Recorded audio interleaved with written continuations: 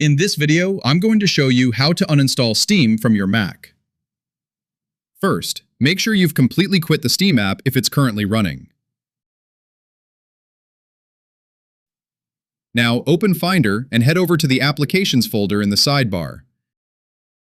If you don't see it there, just go to the Go menu and select Applications, or you can use the shortcut Shift-Command-A. Once you're in the folder, just press the S key to quickly jump to the apps starting with S and find Steam.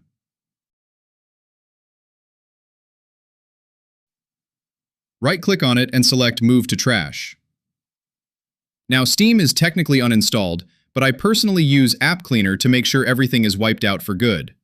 Steam tends to leave behind log files and installers that clutter up your system, and App Cleaner finds all those hidden files so you can do a deep clean. If you're interested in how to set that up, I've linked my tutorial for it in the description. I'll just click Remove to get rid of those extra logs and cache files. And that's it. Steam is completely cleared off your Mac. Thanks for watching, and if this was helpful, don't forget to hit that like button. See you in the next one.